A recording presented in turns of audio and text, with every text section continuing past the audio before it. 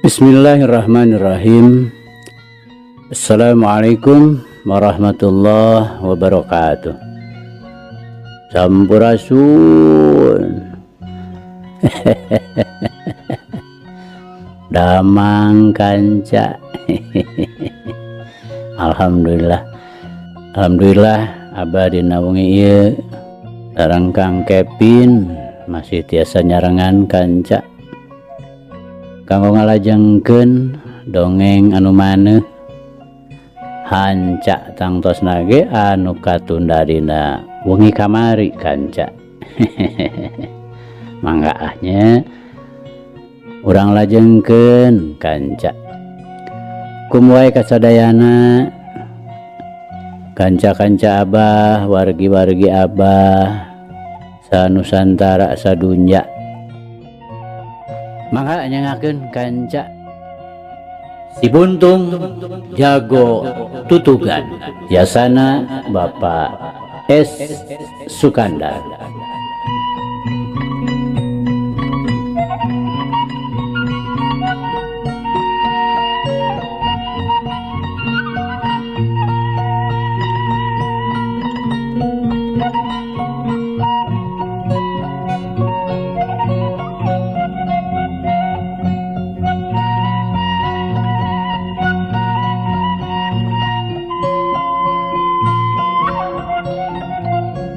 Mari teh kanca parantos dugika tapi mata kaget teh sakecelak ge daya getih nu kaluar sarta babajegna tetep we teu ceceh teu bocal. Padahal sidik pisan bedog teh ngagabres sarta ngagetrukkeun kana tulang. Hal ieu teh saeutik mata ngadatangkeun ka kaget pikeun Pa Asmita mah teu kaharti saeutik-eutik acan. Duit kadinya nya kanca, mangga urang lajengkeun.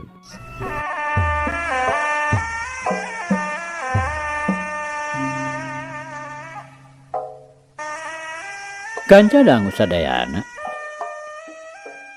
Bahrowi nu ti tadi ge geus hasil ngarujadkeun janela. Manehna teu buru-buru asup ka jero imah, kalahkan empokeun heula we kakarna anu keur padungdung jeung Pa Asmita. Ngan barang manehna mireungeuh karena kabeunangan sukuna manehna ngagentak luncat bari nyamberkeun bedogna ka Pa Asmita. Kanca dangu wigeunna Ki Jantra jeung nu duaan deui barang geus hasil ngabedah bilik saurang oge taya anu bani sologoto asup lantaran di jero dapur teh kacida poekna sieun aya nu ngabongohan oge pang-pang nama taca nampak parentah ti karna. Tapi lain deui manehna ngarasa kagetna lantaran kadenge nu gogorowokan sadana mah dihareup.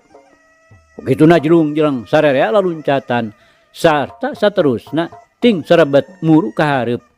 Ari breh teh tetela pamingpina keur galungan. Nya kitu barang mireungeuh karna atawa jaka kabeunangan sukuna meh bareng jeung Bahrowi sarerea nyampeuk babarengan ngayakeun panarajang ka Pa Asmita. Oguh we pikeun Pa Asmita mah lain deui ngaranjugna bareng mireungeuh nu narajang salima-lima tadi ge keur waktu patutunggalan geus kacida ngarasa ripuhna nya lain deui Pa Asmita ngarasa seberna tapi ari kudu jicir mah engke heula. Ongkoh deui inget ka pamajikanana nu keur nyumput di jero imah. Mikir kadinya teu talangke deui sabrut we. Manehna ngamuk nguak ngawik teu beda we ti bagong bayangan. Bedogna terus ngubeng kuak hiuk kaditu kadieu. Tapi ngaran-ngaran nu dihurup sarta nu ngarepukna teh lain atah-atah pangabisana. Teu burung we Pa Asmita teh kadese. Manehna terus unur-unuran sarta satekah pola manehna ngalakukeun gerakan luluncatan pikeun nyegah supaya ulah nepi ka bisa dibongohan ti tukangeun. Tapi naon hasilna da puguh tanaga ngan ukur saurang. Turug-turug karena ayeuna geus sabiasa deui. Sanajan bener manehna teu cecel teu boncel. Waktu tadi dibajeg ku Pa Asmita. Ieu teh tayalian lantaran pangaruh ilmu batu karangna. Tapi sanajan bener teu bisa teurak, ari ngarasa nyeri mah tetep we. Ieu sababna anu matak manehna engke-engkean. Teu burung we karasa linu tulang-tulangna, bantrok jeung seseukeut bedogna anu jadi lawan. Nu matak barang geus teu karasa deui, ngagentak manehna milu ngarepuk pikeun ngarengsekeun patelakna. Alah, tong loba ting pamola Asmita. Geus mejeuna deuleu. Nyawa teh tong dikekeuweuk. Karena ngajorelat katukangan Asmita bari ngaheumbatkeun bedogna. Pak Asmita nu memang ngarasa leuwih seber ku Karna. Ngagentak manehna malik bari ngareundeuk jorelat kagigireun Karna bari nyabetkeun bedogna. Ku jalan ieu manehna sakaligus hasil bisa nyingkahan panarajang Karna jeung batur-baturna. Anu kerting hariuk nyabetkeun bedog-bedogna ti tukang sarta ti gigireunana. Memang saharitaeun mah geus bisa disingkahan. Tapi wigeunna leuwih rikat, manehna luncat ka gigireun Pak Asmita. Sedengkeun bedogna terus ngahiuk rek ngahanca sirah. Atuh Bahrowi Ki Jantra, Katut Jumanta jeung Sudinta geus ting hariuk ngaheumbatkeun bedogna ti gigir jeung ti tukangeunana. Nu pikeun Pak Asmita mah lain deui gugupna. Sasat dikepung wakul buaya mangap. Taya lolongkrang pikeun ngejat. Hari lain luncat ka luhur mah atawa ngaragrageun maneh. Kitu oge harepan kana bakal salametna mah ipis naker. Tapi kawasna bae, Pak Asmita teh masih keneh ditangtayungan ku Nu Maha Kawasa. Bareng jeung manehna ngaragrageun awakna bari nyabetkeun bedogna pikeun ngababad sukuna wigeuna anu kaitung pangdekeutna. Tinu poek jilung-jileng aya nu laluncatan opatan. Saurang ti antarana pakeanana sing sarwa bodas langsung narajang ka Karna nu harita ngahambatkeun bedogna pikeun ngahanca punuk Pak Asmita anu masih keneh ngayapak di handap. Wangsa, wajingan, sia cali mati ha? Lampah di mana sia teh ha? Berhiuk we, barera nu cekelna teh ngababuk sirah Karna. Aya tina lore ngabantuan si Asmita. Karena ngagentak ngejat, bari narik deui bedogna, kulawit we bedogna dipake nakis bareta. Tapi barera leuwih cepet ngarobah gerakanana. Nyuruntul ayeuna mah rek notog dada. Karena ngagilek bari ngaheumbatkeun bedogna. Bareng jeung ngahiukna bedog, barera ditarik, saterusna ditunjalkeun kana taneuh. Jerat, cleng. Nu bogana luncat, sedengkeun barerana milu ngahiuk ka luhur. Anu saterusna ngapeletuk kana si Karna anu keur nyekel bedog. Bareng jeung eta, hiu, cedak. Dampar sukuna geus teu bisa disingkahan deui ngahanca kana gado Karna. Nu tumerapna ka Karna, daek teu daek kapaksa we manehna ngagero lirih. Leungeunna ngerepeng, sedeng badana ngadang heungah ka tukang. Tacan ge bisa naon-naon, lawana harita nu badana keur ngablesat di luhur ngaliwatan badan Karna. Sakilat ngajehkeun sukuna ka tukang. Anu teu mis deui ngapeletuk kana sirah Karna. Boguh we, badan Karna nu keur ngadang heungak teh jadi balik deui ka hareup. Anu saterusna tisungkruk. Untung sirahna teu ngabeletuk kana taneuh. Lantaran manehna kaburu ngagunakeun dua leungeunna dipake nahan kana taneuh. Aya, ayam maling kolok ijo semua. Lawan Karna nu tayalian ti babah tungka, anakna babah gonok ngeyehkeun ka Karna, nyebut-nyebut kodok hejo. Ogo we, lain deui ngagedurna nafsu Karna harita. Cacakan lamun ceug ti beurang sarta beungeutna teu diteregos ku lawan hideung mah piraku teu ebreh euceuy beureum. Teu beda we ti beusi atah anu dibeuleum. Sakilat manehna gurinjal hudang, sabrut we. Manehna narajang ngagunakeun jurusna dina ulin padingdang. Lantaran bedogna tadi geges macleng waktu sikurna dibabuk ku barera. Ari Pak Asmita nu ayeuna jiwana geus katulungan lantaran ku ayana babah tungka jeung tiluan baturna ronda-ronda ti kacamatan. Mana terus we Jojo ngalawan Jumanta jeung Sudinta. Sedengkeun ronda nu tiluan masing-masing yang harapan Bahrawi Ki Jantra katut Wigena. Nu dina padungdungna teh teu hebat oge. Lantaran eta ronda nu tiluan teh kabeneran pisan. Beunang disebutkeun lain nulian pikeun Pa Asmita mah. Nu sapopoena sok idek liher di imahna bari dialajar menca. Malah nu saurang mah anakna Lurah Hormat Unan. Anu waktu ieu bumetahna di Nangkapait sarta ngaguru ka Pa Asmita. Lebat bedog Bahrawi ngahiuk rek meulahkeun tarang lawana anu ngaran Asnari. Tapi nu rek diala nyawa teh henteu gampang sakumaceuk sangkaanana. Sakileuk Asnari ngagilir nyerong bari ngahembatkeun bedogna rek ngahanca pigeulang. Ngabarengan leun kencana anu ngadius ngirimkeun pereup haneut. Bahrawi ngagentak ngabalirkeun beungeutna bari narik bedogna saeutik. Tang. Bedog Asnari jadi ngahanca bedog Bahrawi. Kulawit. Bedog Bahrawi teh terus ngulawit rek nguciwek kana beuteung. Asnari rikat luncat ka beulah katuhu. Bari ngababukeun leungeun kana pigeung lawan anu keur nyekel bedog. Kilok. Malik nyerong enca kira-kira 15 derajat. Heu.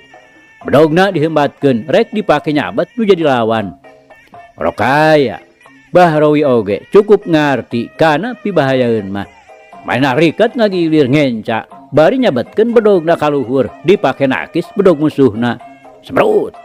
Berep kenca ngadius dihandap rek notog dada. Tapi Asnari oge cukup ringeus. Manehna ngagentak ngajaul ka tukang. Jurelat. Kakencaeun Bahrawi bari nyodokeun bedogna rek dipake nobros iga. Bahrawi ngarempod bari nakis ku bedogna. Tapi cilaka. Perep kenca Asnari teu katitet ngablesur anu saterusna ngagejrot kana palipisanana. Tapi sanajan kitu Bahrawi masih bisa keneh. Manehna ngajaul ka tukang pikeun nyingkahan bahaya nu leuwih parna. Orokaya suku Asnari hideung naker dipake ngael sukuna anu jadi lawan. Anu antukna Bahrawi jadi leungit kasaimbangan badana. Saterusna koleang. Gebuet we manehna ragragna nangkarak pisan. Di sajen pihak kanca nyaeta Wigena terus-terusan mundur didesek ku Suminta. Manehna ukur bisa huak hiuk we nakisan ku bedogna pikeun nyalametkeun diri. Saeutik oge manehna geus teu bisa ngayakeun males narajang lantaran gerakan Suminta teh kacida garangna. Bedogna terus kokolebatan ngahanca ti unggal jurusan. Tetela ulin bedog nu dipiboga ku manehna teh geus bisa ngungkulan pangabisana Wigena. Ari Ki Jantra kanca nu harita keur jojoh patutunggalan jeung hamali nyaeta anakna Lurah Hormat Unan. Sanajan manehna mah tetep tagen bisa ngimbangan wewesen nu jadi lawan. Tapi teu burung we ngarasa ripuh mah. Lantaran hamali teh lain lawan enteng-enteng. Ku kituna mah pantes. Lantaran beunang disebutkeun murid kahijina Pa Asmita. Nu gerakanana estuning kurang-kurang nama matak lieur nu nyang hareupan. Ulin bedog dikombinasikeun jeung ulin pamonyet. Pogo we. Tumrapna ka Ki Jantra teh lain deui beratna. Bedogna nyamos-nyamos we teu bisa keuna kana sasaran. Atuh manehna oge ari ku gerakan bedog lawan mah teu bisa kabeunangan. Tapi beungeutna geus sababaraha kali beunang dicakar. Malah daun ceulina mah rawing jadi korban ramo hamali dina gerakan pamonyet. Anu leuwih ripuh mah Sudinta jeung Jumanta. Sanajan harita masing-masing bedogna masih kena dicekel, tapi katempona duanana oge geus taya dayana pisan. Malah pigeulang leungeun Jumanta geus baloboran getih tapak tungtung bedog Asmita. Atuh pupeutean Sudinta geus ngawat. Sarta bari ngucurkeun getih ngabaseuhan baju kampretna. Sarua deui pada jadi korban bedog Pa Asmita anu terus-terusan huak hiuk geus matak seber nyang hareupanana. Karena sorangan teu wudu ngarasa riweuh oge nyang hareupan babah tungka teh. Manehna mineng pisan katipu atah-atah ku gerakan nu jadi lawan. Ongkoh deui manehna ayeuna mah geus teu nyekel deui bedog. Nakisan barera teh cukup ku ngandalkeun leungeunna. Gerakan badak Cihea nu memang ampuh. Sakali ieu mah teu bisa digunakeun bener-bener. Lantaran musuhna dina luluncatanana teh es tuning tapi snaker. Ngagunakeun gerakan lancah maung ge ari bari lemor mah teu kaijir piuntungeunana. Komo bari jeung kudu nyang hareupan barera mah. Ngan lantaran manehna teh bubuhan ngabogaan daya kakuatan nu kacida hebatna. Sanajan ngarasa ripuh oge teu bisa gampang-gampang diragragkeun kudu jadi lawana. Piu. Barera mubeng di luhur, jelas rek ngabejadkeun sirah. Karena ngagentak ngalelepkeun badana dina gerakan sero nyusup, jerat. Kagigireun babah tungka, bari nyambarkeun curugna dina gerakan cali dinoktrok. Tapi babah tungka ngagentak luncat ka luhur, ngagunakeun gerakan widadari metik bulan. Dina ulin kuntau cabang kuasan pai bawa di nagri luluhurna. Sedengkeun barerana terus ditotogeun kana sirah musuhna. Orokaya karena oge teu cileureun. Ngagentak manehna ngabalieureun sirahna bari ngahembatkeun leungeun kencana. Nu pereupna dibungkus ku lawan bodas. Bareng pisan jeung ngabaletukna tungtung barera kana punduk perep leungeun kenca karena oge ngecekuk kana mumuncanganana babah tungka. Lantukna duanana pada teu bisa leupas tina akibatna. Babah tungka nyerorot ti luhur anu saterusna ngagedebut lantaran cecekolanana asa coplok. Sedengkeun karena ngarempeyek lantaran pundukna beunang ditotog ku barera. Ngan bae lantaran memang kacida kuatna. Manehna ngagentak ngagurinjal hudang deui. Tapi ayeuna mah hatena geus mimiti mangsar mingsir. Komo barang mireungeuh kaayaan batur-baturna. Saurang oge kawasna geus taya harepan bakal unggul. Kukituna karena teu panjang mikir deui, gajelang we. Manehna luncat ka nu lowong, bari ngagorowok ka sakur babaturanana supaya kabeh malundur. Lantaran diteruskeun oge pasti pihak manehanana nu bakal ngarandapan asor. Sedeng manehanana mah terus nguliwed ka nu poek, dituturkeun ku anak buahna nu ting biribit tukangeun. Kabeh oge haget naker diparentah mundur mah. Lantaran saurang oge geus taya untupan pikeun ngalawan. Ulah kabur bajingan. Pasmita nu masih keneh ngarasa panasaran, paparahna mah rek terus ngudag. Mun teu kabur di halangan ku babah tungka mah. Asmita, bisi ngarasa genah panasaran mah. Bae, kaula gerak susul. Kaula si buntung jago tutugan di daerah leles. Karena susumbar di nu poek. Hah? Si wuntun? Allah, pila ku cenah si wuntun mah. Ente jahat si wuntun mah. So, kasih tulung. Malah, oy jangan kulangan. Tinggal di kota Garut. Pelenah ditolong oleh si wuntun. Oy mah, ente haliti. Baba tungka bari gogodeg sarta neuteub ka Pasmita ngebrehkeun ka teu percayaanana. Memang kuring oge rada-rada teu percaya bah. Tapi sidik geuning leungeun kencana di bulan ku lawan bodas. Bisa jadi bener manehna teh si buntung. Tapi cenah da si buntung mah ahli tutulung. Tapi nah ayeuna bet rek ngabangsat ka imah kuring. Jeung make nyaho di ngaran kuring sagala deui. Pasmita oge teu weleh pada-pada ngarasa helok sarta kaget nu lain memeusan. Allah, bener-bener. Oy oge lihat. Tangan kirina wuntun. Oy lihat, bener wuntung. Tapi engkau pakai bilang cenah si wuntun mah orang baik.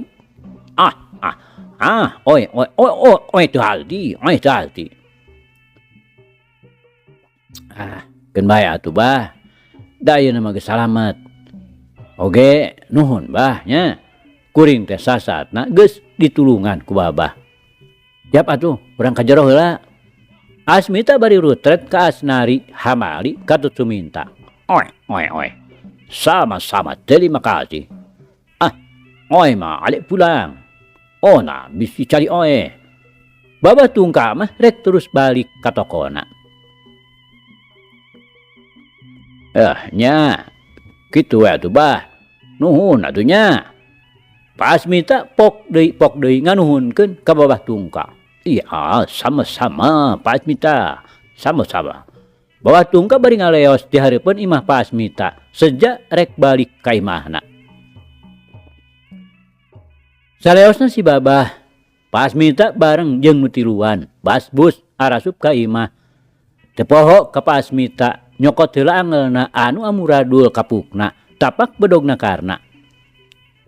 Atuh pikeun maesih mah, lain deui ngajadikeun bungahna. Jaba salakina salamet teh, bandana oge tetep peuteuh taya nu coceng, lantaran salakina kaburu aya nu nulungan.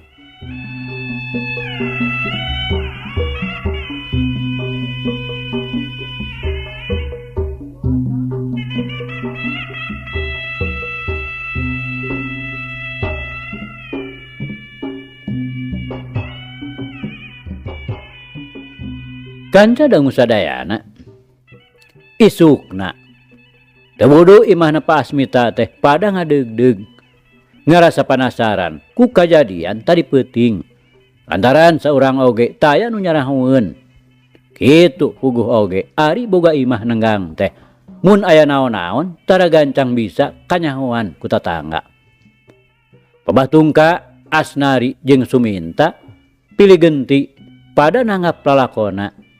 Dina ngadongengkeunana teh nu nyabit perkara si buntung mah ngahaja we teu dicaritakeun lantaran boh babah tungka boh Asnari sabaturna kacida ipat-ipatanana ku Pak Asmita yen nu aya patula patalina jeung si buntung mah ulah waka digerukeun lantaran asa kacida teu kahartina dumeh si buntung teh boh ku urang Garut boh ku urang Nangka Pait geus kanyahoan sanajan ngan ukur bejana yen manehna teh ahli tutulung kasasama.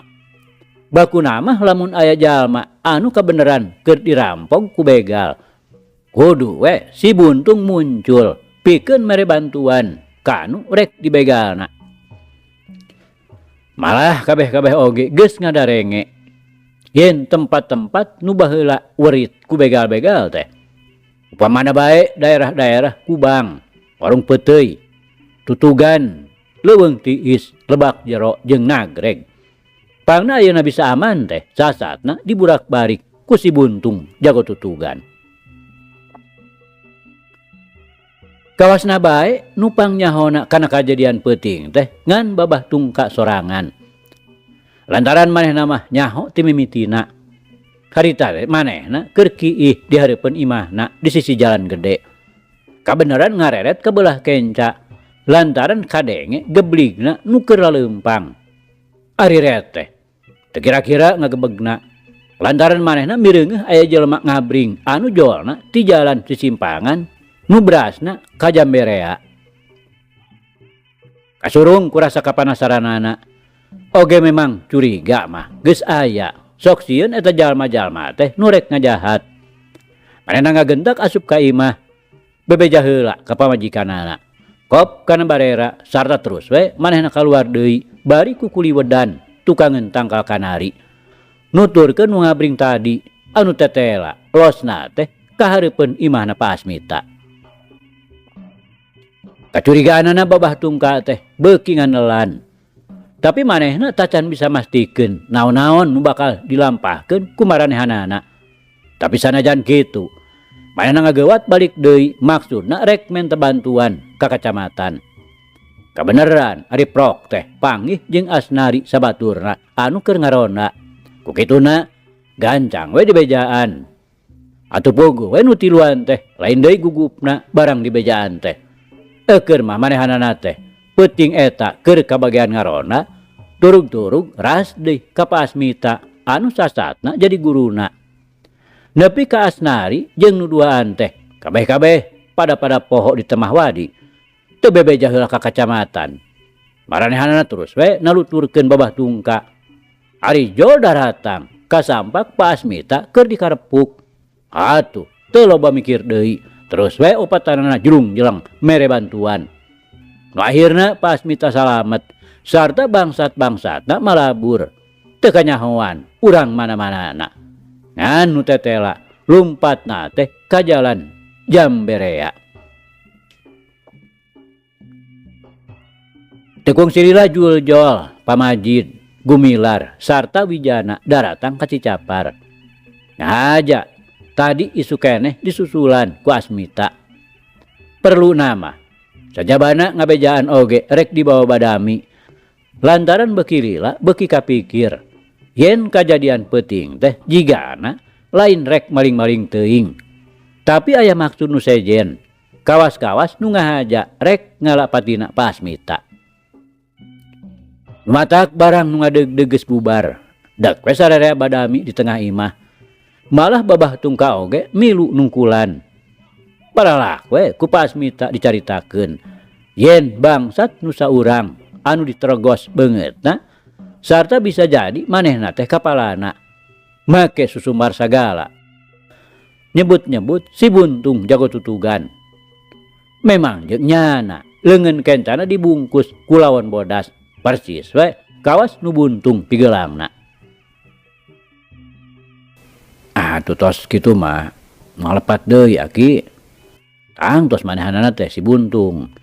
Wijana alias si Ruyung Kaung ngebrehkeun panyangkana. Ih, tacantang tuh jana.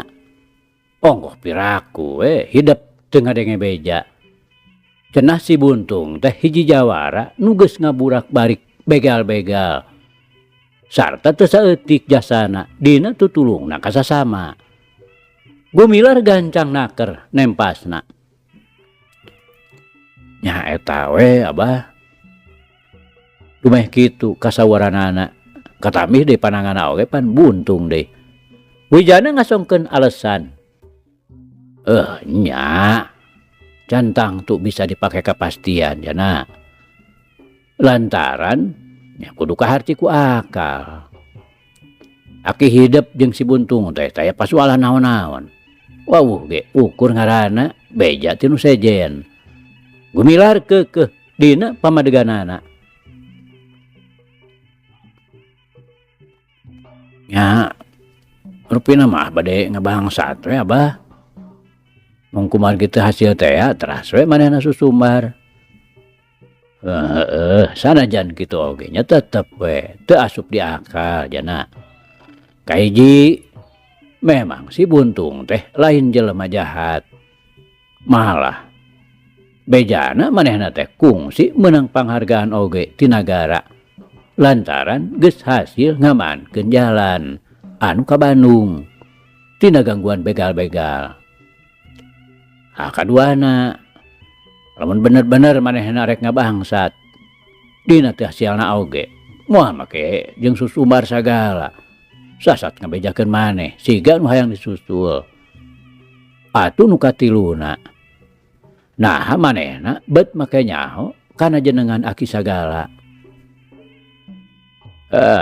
Memang telepat jang Bapa oge teu gaduh sangkaan ka si Buntung. Ieu mah sapertos nu ngahaja we nepakeun kegeuleuh kanu sejen. Eta jalmi teh tangtos nu ngamusuhan ka eyangna Jangjana. Oge sareng si Buntung. Rupina manehna teh teu hade. Cindekna mah manehna teh boga maksud bade ngadu domakeun. Pamajid nemrong ngaluarkeun pamanggihna. Tiasa jantan kitu, Pak. Gumilar sapamadegan jeung Pamajid.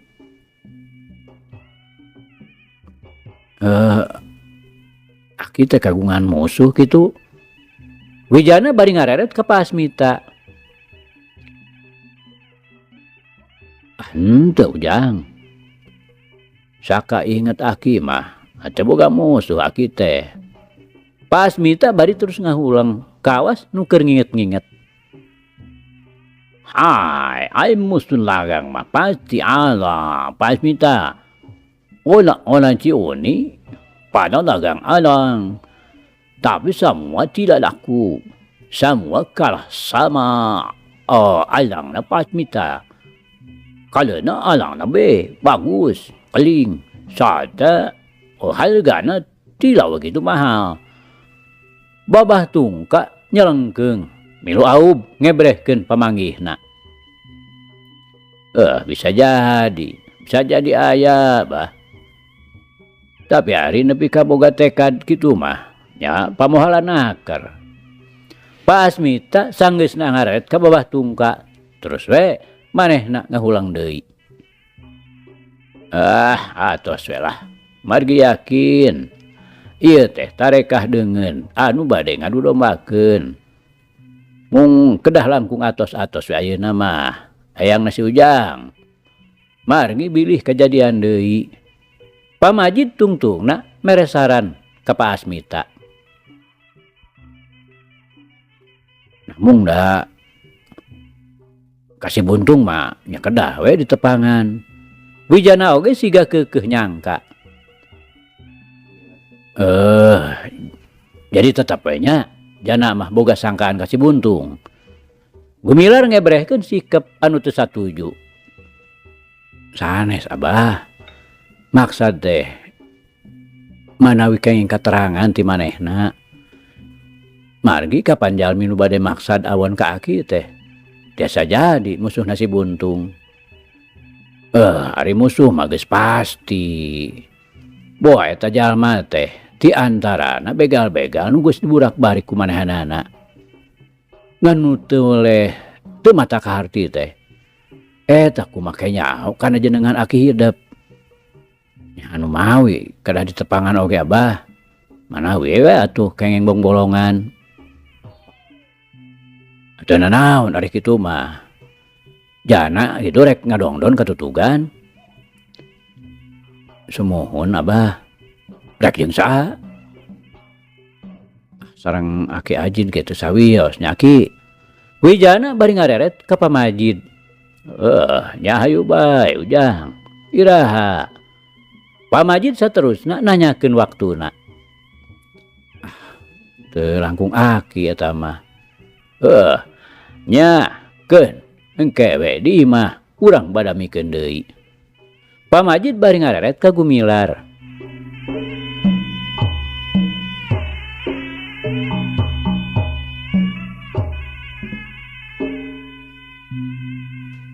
Kanca dangu rupana bae. Babadamian teh geus dianggap beres. Da teu kungsila terus we bubaran. Babah Tungka ngagedi balik ka tokona. Asnari jeung Suminta terus we nonggoh. Maksudna rek ka Cikulahan. Ngan hamali nu tetep aya keneh teh. Keur mah memangna imahna di dinya keneh. Ngan rada anggang pernahna ti imah Pasmita. Katurug-turug ngarasa sono keneh ngobrol jeung Gumilar. Sobat bapana waktu pada ngora. Ayeuna geus jadi dulur. Pabebeurang torojol deui Nyi Arum sari katut ipah dijejeran ku Ganjar. Ngajak nyusul lantaran tadi mah rek milu teh teu kaburu. Atuh di imah Pasmita teh jadi haneuteun ku ngumpulna anak incu. Antuk nama gorgar we ngadarongeng ager-ageran. Asana teh ku kabeneran pisan. Nah atuh tekung silila ari rong heap teh. Agus ti Cigasti. Bogo we nu ngadarongeng teh jadi tambah rame. Wijana atuh teu kurang-kurang bungahna lantaran bakal bisa maluruh kaayaanana si Buntung. Kapan antar tutugan jeung Cigasti teh teu sakumaha jauhna. Sasat sagagampar keneh. Ngan Gumilar ngarasa bungah kadatangan kudu jadi dulur. Oge ngadadak jadi ngariuk alum. Kasurung kurasana langsa. Nu jojol ngurunyung we ngancik dina hatena. Bakuna mah jadi nungtun rusras kaditu ka dieu. Inget kanu geus taya di kieuna. Ka Aki Salhapi jeung ka Aki Sidik. Oge ras inget ka inung bapa kukutna katut Aki Dekong anu geus lawas teu diteang-teang. Kumaha abah emak sareng aki darah manggus. Gumilar nanya semudah reda. Sae Kang waktos ieu mah aki engkong atuh panyawatna dina sampeanna tos damang leres tara karaos deui. Nuhun weh atuh ari daramang mah. Rumasa akang teh tamelar naker. Gumilar sorana beki jero. Mohon Kang. Mama teu sirikna unggal dinten oge sok ngantos-ngantos we. Malih aki engkong tadi teh bade maksa angkat ka dieu sareng abdi. Mung teu kenging ku emak. Bilih sampeanana karaos deui. Ya eta atuh Gus. Rumasa akang teh. Tapi isuk matau pageto tang tu akang teh rek ditu. Gumilar ayeuna mah nyaritana bari pegat-pegat ngarasana langsa ka bina-bina. Rumasa namelarkeun nu jadi kolot nu sakitu meheman jeung mideudeuhna. Komo ari ras inget ka aki engkong. Sok brae we kagamar deui mangsa baheula keur budak digagandong dibawa ku kurubutan ka puncak Gunung Talaga Bodas. Ayeuna mah geus kolot kieu ngan ukur mangrupa kaeling nu ngendat napak dina hatena. Lamun kaungkap deui teh saperti ayeuna teu wudu matak nimbulkeun rasa kelar jeung kagagas. Nu antukna teu bisa ditahan-tahan deui. Cipanon ngembeng teu karasa. Inget-inget geus karasa haneut mapai pipi. Sakur nu nyaksian teu kaget deui. Kabeh oge geus bisa ngajudi kumaha rasana hate Gumilar waktu harita. Sadarea jempling kabawakeun ngaruk. Komo Maesih jeung Nyi Arumah pipilueun nyurudutkeun Cipanon. Dalah hamali oge nu teu nyahueun ata utuna. Teu burung we kabawakeun ngajelenggut. Sanajan ari hatena mah rada ngarasa kaget oge. Gumilar nu geus kakoncara luhung elmu panemuna teh bet babarian naker juh Cipanon. Tapi kituna teh teu lila. Gumilar geus tembong sabiasa deui, malah teu tembong urut-urutna acan. Yen manehna tas ngarandapan kana langsaan hate. Nu ngadarongeng atuh ayeuna mah rame deui. Teu lila jung wijana cengkat tina diukna. Kojeng Kang, manehna ka tukang bari noel ka Agus. Teu nyarita nanaon. Ngan rindatna ebreh manehna ngajakan Agus supaya nuturkeun ka tukang.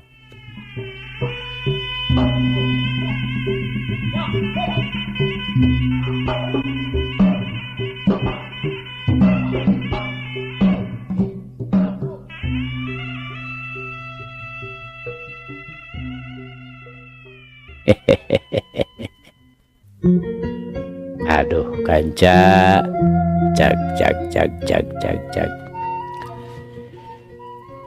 Carita urang pungkas heula kancanya. Insyaallah enjing jaga ninggeto. Ieu hanca urang lajengkeun deui. Muga urang aya dina kasehatan bari aya dina Widi Gusti masih kena dipaparinan yuswa. Atur nuhun kanca. Atur nuhun. Ieu carita urang tunda di hanjuang siang tenden di handelem sieum. Paragi nyokot ninggalkeun mangsa datang samper deui. Hatur nuhun, hatur nuhun. Hapunten, hapunten. Wabillahi taufiq wal hidayah. Wassalamualaikum warahmatullahi wabarakatuh.